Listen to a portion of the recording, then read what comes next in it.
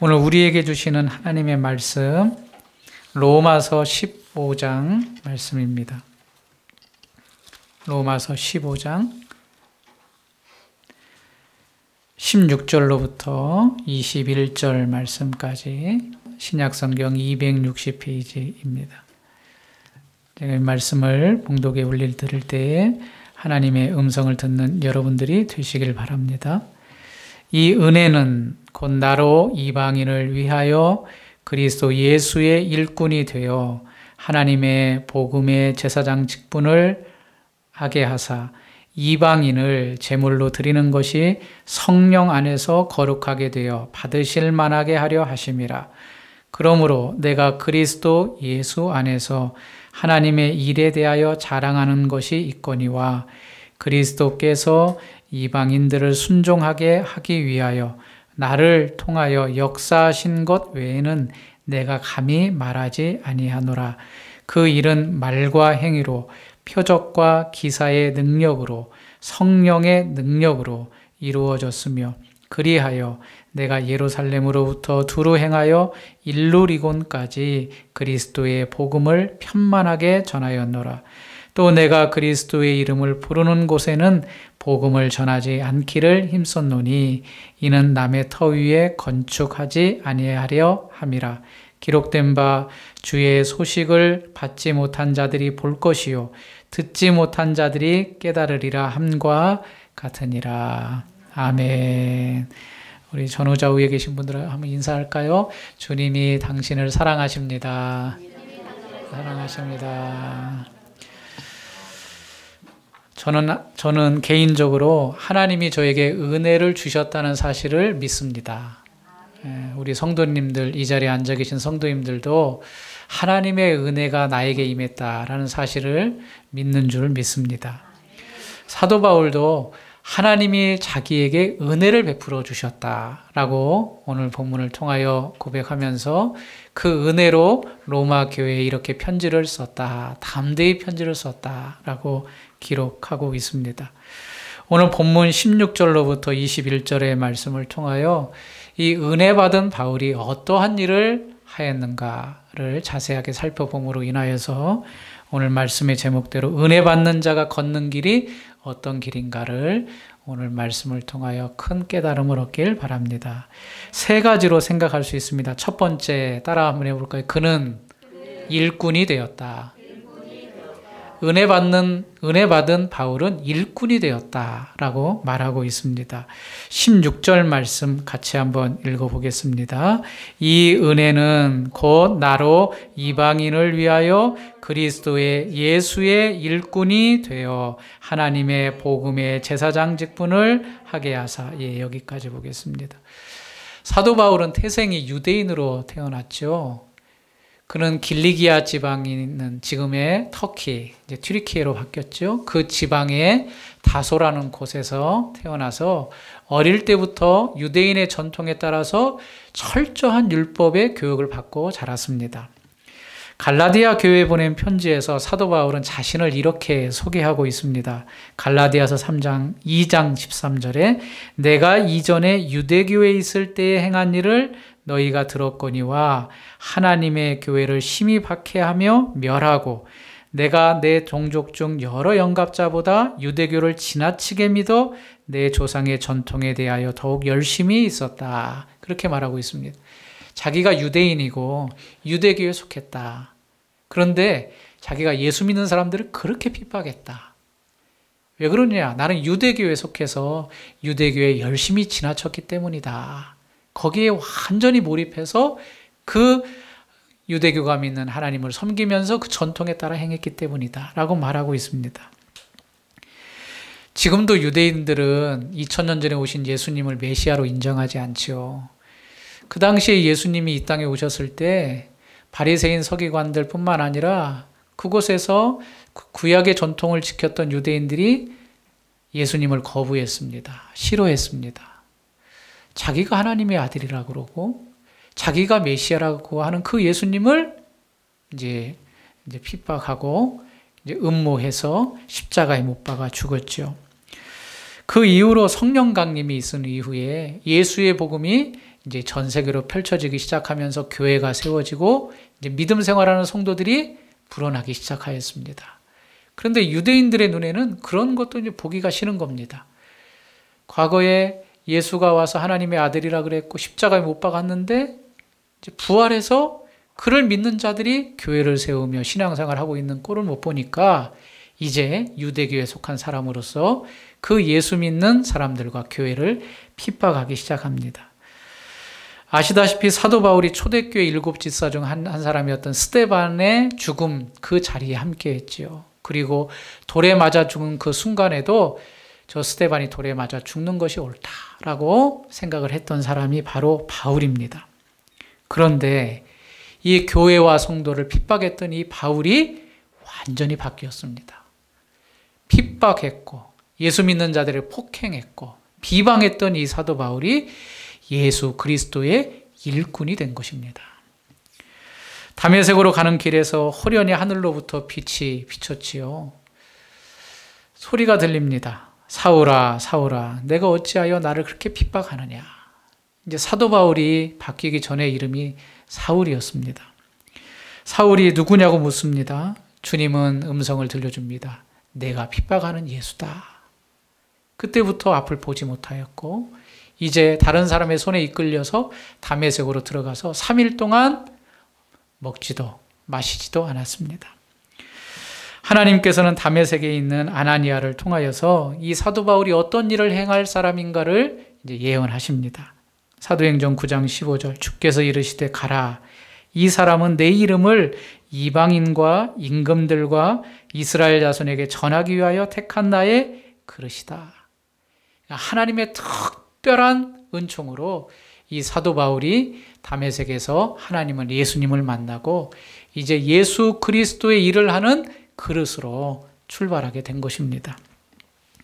아나니아가 사도 바울에게 안수를 하지요. 눈에 비늘 같은 것이 벗어지면서 사흘 동안 보지 못하였던 눈이 이제 보기 시작했고 먹지도 마시지도 않았던 그가 먹고 마심에 강건하여집니다. 그런데 놀라운 것은 지금까지 3일 전까지 예수 그리스도를 핍박하며 믿는 자들을 박해하며 잡아 가두었던 이 바울이 완전히 바뀝니다. 사도행전 9장 20절 즉시로 각 회당에서 예수가 하나님의 아들이심을 전파하니. 그전에는 예수가 메시아라는 사실을 부정했고 그를 따르던 교회와 성도들을 핍박했던 이 사울, 즉 바울이 즉시로 예수님이 하나님의 아들이다 라고 복음을 전하기 시작한 겁니다. 듣는 사람들이 다 놀라 말하되 이 사람이 예루살렘에서 이 이름을 부르는 사람을 멸하려던 자가 아니냐. 여기 온 것도 그들을 결박하여 대제사장들에게 끌어가고자 함이 아니냐. 왜 다메섹에 왔느냐. 예수 믿는 자들 잡아서 결박해서 쳐넣으려고 감옥에 넣으려고 온 것이 아니냐. 그런데 갑자기 이 사람이 이렇게 바뀌었느냐. 사랑하는 여러분, 은혜를 입은 자는 바뀝니다. 하나님의 은혜를 입은 자는 바뀌게 되어 있습니다. 디모데전서 1장 13절에 내가 전에는 비방자요, 박해자요, 폭행자였다. 그렇게 말하고 자기를. 그래서 저는 이 사도 바울을 비박폭이라고 별명을 지어줬습니다. 비방자요, 박해자요, 폭행자. 그런데 그가 하늘의 음성 예수 그리스도를 만나고 완전히 바뀌어서 오늘 16절의 말대로 뭐가 되었다고요? 그리스도의 일꾼이 되었다. 그렇게 말하고 있습니다. 여러분, 일꾼이라는 의미가 뭔가요? 일꾼은 주인이 있습니다. 그 주인이 원하는 것을 하는 사람이 일꾼입니다. 자기 마음대로, 자기 생각대로 일하지 않고 주인이 원하는 어떤 목적을 위하여서 내가 일하는 것, 그 사람이 바로 일꾼입니다. 사도 바울이 그 전에는 예수 그리스도를 박해하는 비방자요, 폭행자요, 회방자였지만 이제 사도 바울이 그리스도의 목적을 이루는 그리스도의 일꾼으로 변화되었다는 이야기입니다. 그런데 16절에서 아주 독특한 문구가 보이죠. 중반절에 함께 읽었지만 하나님의 복음의 제사장 직분을 하게 하셨다라고 또 말씀하고 계십니다. 구약에는 제사제도가 있었습니다. 하나님께 나아가는 유일한 길이 바로 제사를 통하여 나갔는데 이 제사에는 꼭 세 가지가 있어야 됩니다. 하나는 제사를 드리는 사람, 이걸 헌제자라고 말합니다. 그리고 두 번째는 제물이 있어야 됩니다. 그리고 마지막 세 번째로는 그 제사를 다 감당하는 제사장이 있어야 됩니다. 이 세 요소가 있어야 하나님 앞에 제사를 드릴 수가 있었습니다. 그런데 사도 바울은 오늘 이 복음을 전하는 그리스도의 일꾼이 되었던 자신을 가리켜서 구약의 표현을 쓰고 있는데 하나님의 복음의 제사장 직분을 하게 했다. 그렇게 말하고 있습니다. 그런데 이 제사장 직분이라는 것이 사실은 일꾼이라는 의미입니다. 이방인이 제물로 되어서 이방인을 하나님 앞에 드리는데 그 일들을 감당하는 제사장의 역할을 자기가 그리스도의 일꾼으로서 감당했다는 이야기죠. 사도 바울은 이방인을 하나님이 받으시도록 자신이 그 사역을 감당한 일꾼으로 복음의 제사장으로 직분을 감당했다. 이게 바로 자기에게 주신 은혜의 첫 번째 결과다라고 말하고 있습니다. 두 번째, 따라서 해볼까요? 자신은 자랑할 것이 없다. 그렇게 말하고 있습니다. 첫 번째로는 자신은 일꾼이 되었다고 말하면서 두 번째로는 자신은 자랑할 것이 단 하나도 없다라고 말씀을 합니다. 오늘 우리 말씀 19절에서 그렇게 말하고 있습니다. 18절 말씀 같이 한번 읽어보겠습니다. 18절 그리스도께서 이방인들을 순종하기 위하여 나를 통하여 역사하시는 것 외에는 내가 감히 말하지 아니하노라. 네. 나를 통하여 그리스도께서 역사하신 것 외에는 내가 말하지 않겠다. 그렇게 말합니다. 사도 바울이 유대인으로 태어났다 그랬죠. 길리기아 다소에서 그곳에서 율법의 교훈을 받았습니다. 사실 사도 바울의 고백대로 말하면 사도 바울은 자랑할 것이 너무나도 많았던 사람입니다. 빌립보서 3장 4절에 그러나 나도 육체를 신뢰할 만하며 만일 누구든지 다른 이가 육체를 신뢰할 것이 있는 줄로 생각하면 나는 더욱 그러하리니 나는 8일 만에 할례를 받고 이스라엘 족속이요 베냐민 지파요 히브리인 중에 히브리인이요 율법으로는 바리새인이요 열심으로는 교회를 박해하고 율법의 의로는 흠이 없는 자다. 다른 사람은 다 흠이 있고 부족할지 몰라도 나는 정통 유대인이고 완벽한 율법을 잘 지키는 그런 사람이다. 그러니까 나는 자랑할 만하다. 그런 말입니다. 그런데 이런 자랑할 거리가 많은 사도 바울이 그 이후의 구절부터는 완전히 반전을 이야기를 하고 있습니다. 그러나 무엇이든지 내게 유익하던 것을 내가 그리스도를 위하여 다 해로 여길 뿐더러 또한 모든 것을 해로 여김은 내 주 그리스도 예수를 아는 지식이 가장 고상하기 때문이라. 내가 그를 위하여 모든 것을 잃어버리고 배설물로 여김은 내가 이렇게 자랑할 만하고 내세울 만하고 율법으로는 흠이 없는 자였는데 그런데 내가 예수 그리스도를 만나고 이 모든 것을 다 배설물처럼 다 버려버렸다. 오늘 18절 말씀에도 그랬죠. 그리스도께서 이방인들을 순종하기 위하여 나를 통하여 역사하신 것 외에는 내가 감히 말하지 않겠다. 이것이 무슨 말인가요? 나는 드러내지 않고 하나님께서 역사하신 일만을 내가 말하겠다. 그 말을 하고 있는 겁니다. 바울은 당대 최고의 율법교사인 가말리엘의 문화생이었습니다. 그러니까 율법을 철저하게 배웠고 아주 탁월하게 배웠습니다. 그러나 바울은 자신이 그렇게 받은 것이 자기가 그렇게 하나님께 사용받은 것이 많은 능력이 있고 지식이 있고 자기가 흠이 없는 자기 때문에 이렇게 쓰임받은 것이 아니라고 말하고 있습니다. 오직 그리스도께서 하셨다. 특별히 그랬죠. 나를 통하여 역사하셨다. 나를 통하여. 내가 능력이 있어서 그 일들을 이뤄낸 것이 아니라 나를 통하여 하나님이 하신 것인데 그 하나님의 일들만을 내가 말하겠다. 나는 뒤로 하겠다. 나는 드러내지 않겠다. 나는 자랑하지 않겠다. 그렇게 말하고 있는 겁니다. 여러분 잠언이 31장으로 되어 있는데 잠언을 하루에 한 장씩 읽으면 굉장히 도움이 됩니다.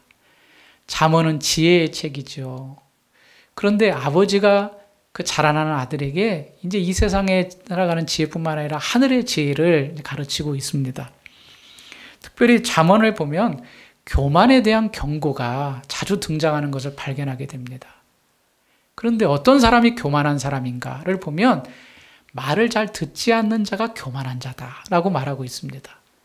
잠언 13장 1절입니다. 지혜로운 아들은 아비의 훈계를 들으나 거만한 자는 꾸지람을 즐겨 듣지 아니하는다. 거만한 자는 훈계를, 꾸지람을 즐겨 듣지 않는다는 거예요. 즉 누가 말하면 싫은 거예요. 그러면서 교만의 결과에 대해서도 말합니다. 잠언 16장 18절 잘 아는 말씀이죠. 교만은 패망의 선봉이요 거만한 마음은 넘어짐의 앞잡이다. 18장 12절에는 또 이렇게 말합니다. 사람의 마음의 교만은 멸망의 선봉이요 겸손은 존귀의 길잡이다. 그러니까 교만하지 말고 잘 들어서 겸손해라. 그렇게 가르칩니다. 그런데 주변에 보면 처음에는 굉장히 겸손했다가 나중에 교만해지는 사람을 보게 됩니다. 이분들의 특징을 보면 처음에 겸손했을 때는 자기에게 주어진 것이 없을 때, 연약할 때는 정말 겸손합니다. 그런데 자신의 일에 성과가 나타나면 변합니다. 바꿔지고 자기의 말이 이제 강해지기 시작하면서 다른 사람을 가르치려고 합니다. 그전에 낮아졌을 때는 자기 손에 이루지 못하는 것들이 있을 때는 사람들의 말을 귀 기울여 들었는데, 낮은 자세였는데, 이제 하나씩 자기의 일이 성과가 이루어지고 성공이 보이며 많은 사람들이 자기를 인정하여 준 다음부터는 이제 자기가 듣는 자세가 아니라 가르치는 자세로 바뀌고 다른 사람 앞에 교만하게 됩니다. 사도 바울은 자기 자신도 충분한 자격과 능력이 있었습니다. 뿐만 아니죠. 자기가 복음을 전하면서 많은 성과가 있었습니다. 열매들이 있었고 교회가 세워지고 예수 믿는 사람들이 많아졌습니다. 그러면 충분히 교만할 수 있습니다. 내가 복음 이렇게 전했더니 물론 하나님의 능력이지만 내가 이렇게 선포했더니 많은 사람이 예수를 믿었어. 하지만 그는 그리스도의 일꾼임을 알았습니다. 즉 자기는 주인의 시키는 일을 하는 겸손한 사람임을 알았다는 이야기입니다. 이게 바울이 자기 이해를 철저하게 잘했다는 의미이기도 합니다. 그래서 자신의 의기와 공로, 수고를 내세우지 않았습니다. 나를 통하여 그리스도께서 일하셨다는 그 사실만을 드러냈을 뿐입니다. 사랑하는 여러분, 요즘 이제 추수를 다 마쳤죠. 추수 때에 지금은 다 기계로 하지만 이제 낫을 가지고 벼를 베거나 그럴 때 이 낫이 자기가 벼를 뱄다고 자랑하지 않죠. 낫은 도구로만 사용된 겁니다. 일하는 사람이 그 낫을 통하여 벼를 베는 거지 자기가 사용된 그 낫이 자기가 모든 일을 다 했다고 자랑하지 않습니다. 바로 사도 바울이 그러한 자세를 가졌다고 말하고 있습니다. 그러면서 한 가지 놀라운 사실을 말하고 있습니다. 사도 바울이 자신이 자랑할 수 없는 이유를 19절 말씀에서 아주 분명하게 나타내고 있습니다. 19절 말씀을 같이 읽어보시겠습니다. 시작. 표적과 기사의 능력으로 성령의 능력으로 이루어졌으며 그리하여 일루리곤까지 편만하게 전하였노라. 사도행전을 보면 사도 바울이 복음을 전할 때 놀라운 일들이 많이 벌어졌는데 예를 들어서 사도 바울이 가진 손수건이나 앞치마를 병자에게 딱 얹기만 해도 귀신이 떠나고 병이 나았습니다. 이런 놀라운 능력이 사도 바울의 역사 가운데 복음의 현장 가운데 있었습니다. 그런데 사도 바울이 이러한 것들을 다 경험하면서 뭐라고 말하고 있습니까? 이러한 표적과 기사가 누구 때문에 일어난 것이다? 성령의 능력으로 일어난 것이다. 그러니까 자기는 이 일들에 수종 들었을 뿐이고 이 일들을 친히 행하시는 분은 하나님이 하신 거지. 그러니 하나님이 높임을 받으셔야 되는 거지 내가 높임을 받거나 내가 자랑이 되어서는 안 된다. 그렇게 말하고 있는 거죠.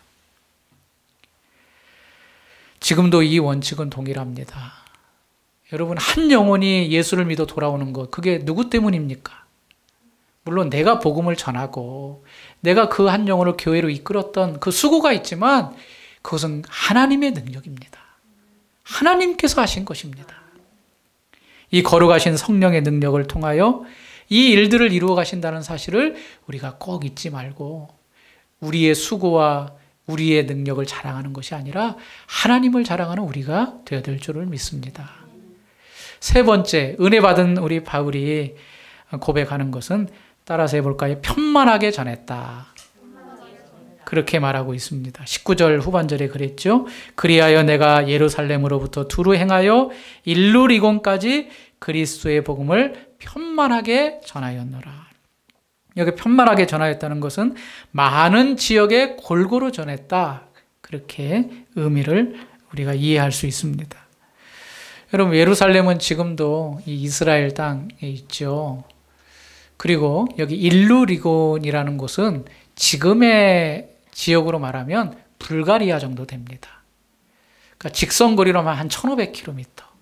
그 당시에는 뭐 비행기나 쉽게 갈 수 있는 운송 수단이 없으니까 이제 걸어서 배를 타고 가면 뭐 최소한 2000km 그 이상의 거리를 이제 사도 바울이 도보로 또 배로 또 짐승을 이용해서 그렇게 복음을 전했습니다. 사도 바울은 자신에게 주어진 이 하나님의 사명을 열심을 다해서 전했던 것을 봅니다. 편만하게 전하였다. 이 말 가운데는 사도 바울이 최선을 다하여서 자기에게 맡겨주신 일들을 감당했다. 그런 의미가 포함이 되어 있습니다. 우린 종종 이런 생각을 하죠. 우리 성도님들 가운데도 이런 생각을 아마 한두 번쯤은 해보셨을 겁니다.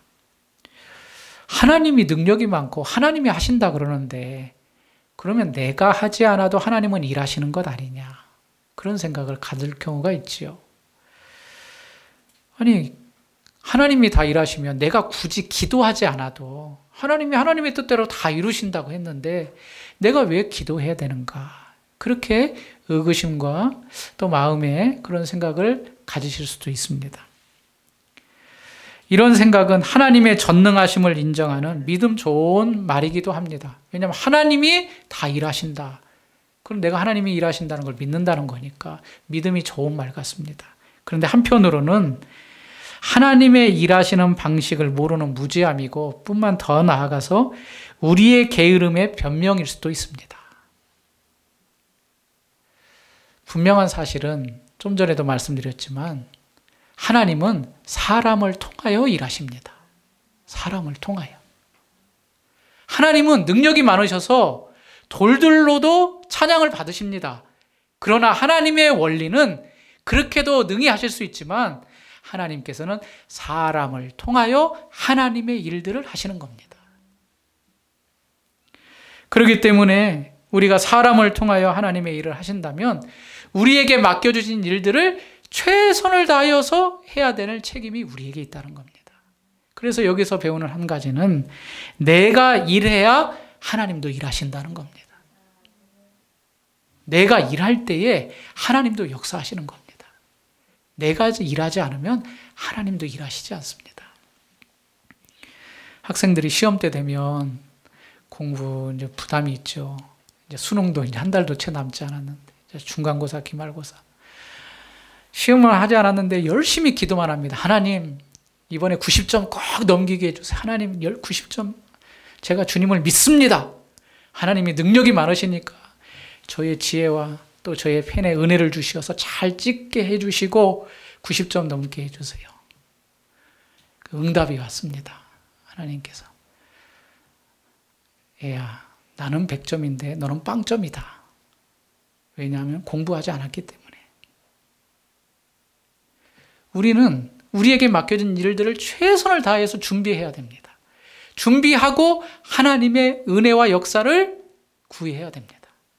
나는 아무것도 하지 않고 하나님의 역사를 구한다? 그것은 하나님의 원리에 맞지 않습니다. 두루 행하여 그리스도의 복음을 편만하게 전하였노라. 하나님은 능히 하실 수 있지만 사도 바울은 자신을 통하여 이 복음이 전해진다는 사실을 깨닫고 성령의 능력을 의지하여 열심을 다하고 최선을 다한 그러한 사명을 감당했다는 이야기입니다. 사랑하는 귀한 성도님들, 하나님의 방법은 통하여입니다. 통하여. 교회에 목사와 장로를 두신 것도 같은 원리입니다. 목회자를 두시고 장로를 세우셔서 교회를 세워가시는 겁니다. 이게 바로 하나님의 원리입니다. 왜 기도하라고 하시는가? 왜 성경을 그렇게 읽으라고 하시는가? 우리의 머리털까지 다 세신받은 하나님이 우리의 필요를 모르신다고 하지 않았습니다. 다 아신다고 말하였습니다. 그런데 하나님은 기도를 통하여 하나님의 일을 하십니다. 우리의 간구와 우리의 부르짖음을 통하여 하나님께서 역사하시는 겁니다. 디모데에게 말했죠. 너는 배우고 확신한 바에 거하라.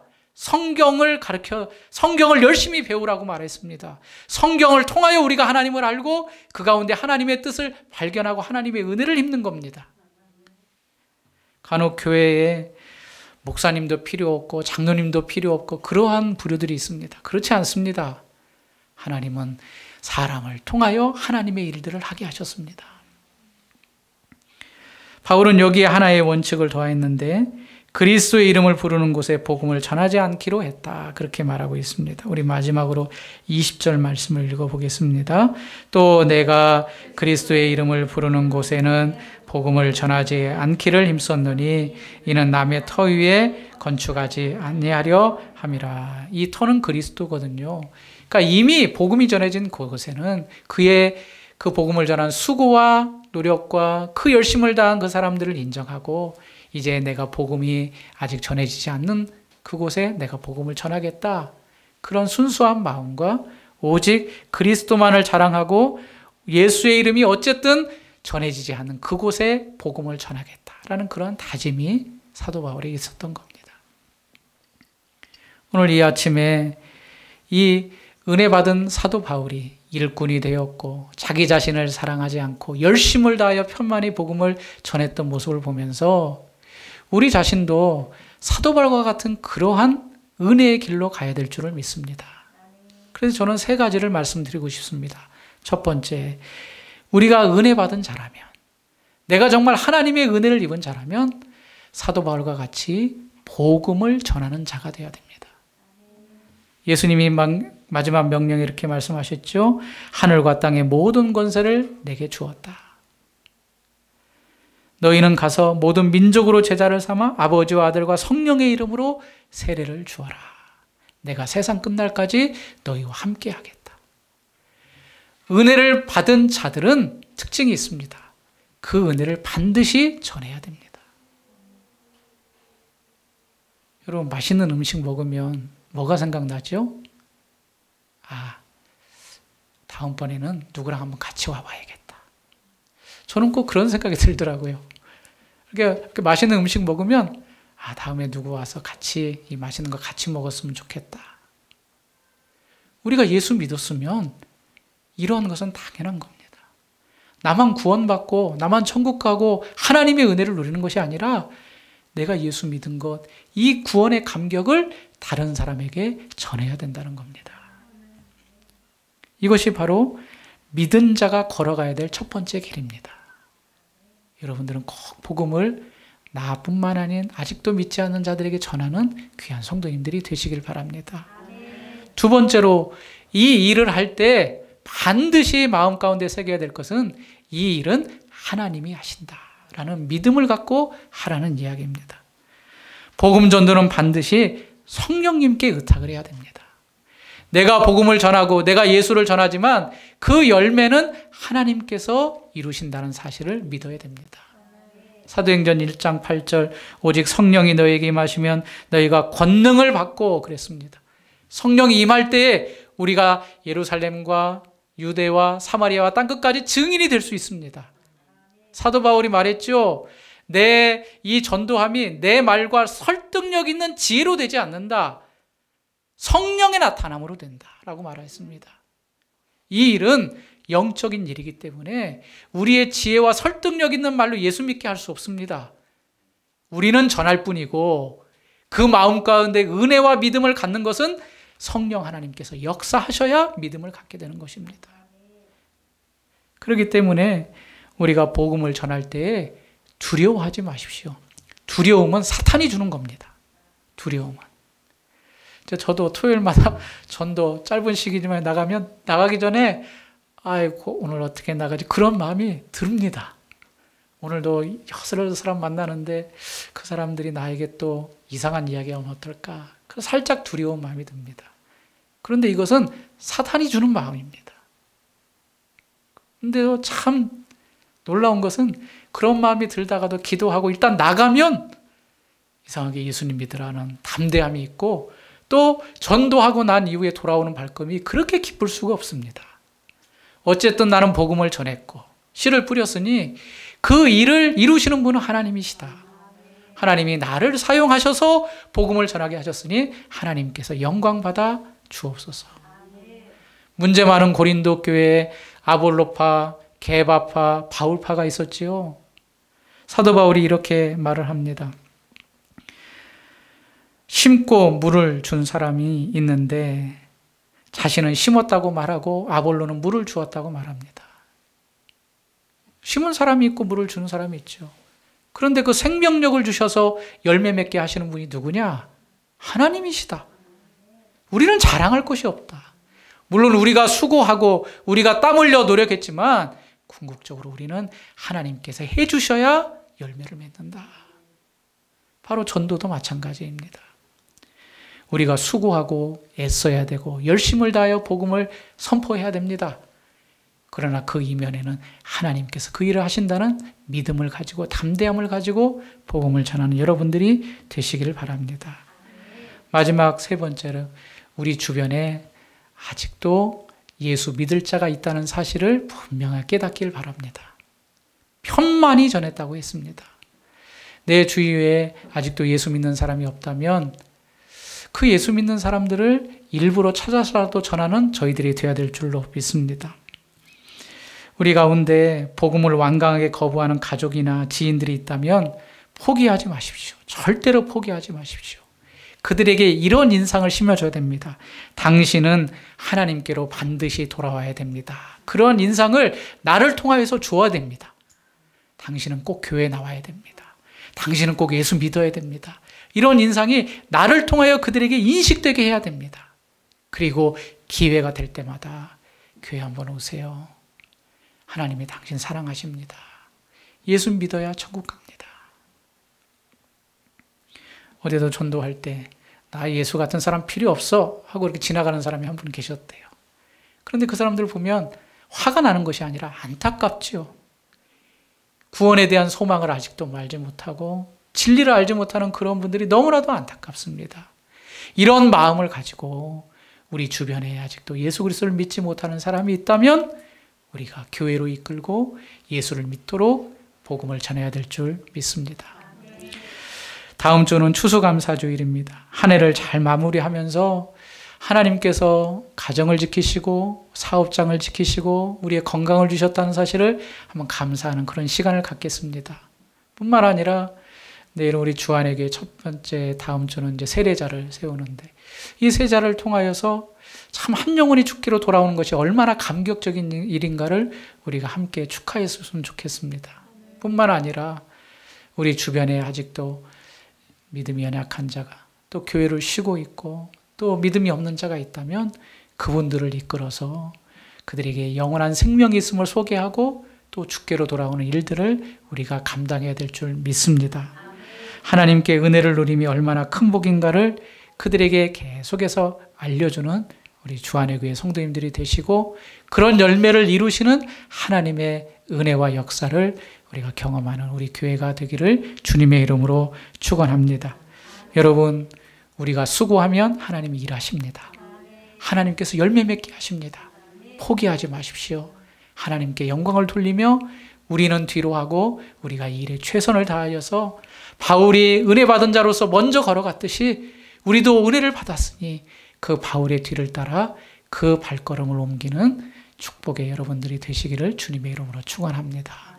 기도하겠습니다. 하나님 아버지 감사합니다. 우리를 먼저 불러주셔서 주의 백성 삼아주신 것을 감사합니다. 이제는 내 자신만 구원받고 은혜 받는 것에 그치는 것이 아니라 사도 바울처럼 은혜 받은 자로서 성령의 능력을 의지하여 복음을 끝까지 편만히 전할 수 있는 열심 있는 자가 되게 해 주시옵소서. 하나님, 우리 주위에 아직도 불쌍히 여김을 받아야 될 자들이 많이 있습니다. 지옥행 열차를 타고 아직도 그 열차에 내리지 못하는 너무나도 안타까운 인생이 많이 있습니다. 주여, 그들을 우리를 통하여, 나를 통하여 교회로 인도하게 하시고 예수 믿게 하시고 하나님께서 그들을 구원하여 주시옵소서. 이런 은혜가 올해가 가기 전에 있게 하여 주시옵소서. 예수 그리스도의 이름으로 기도하옵나이다. 아멘.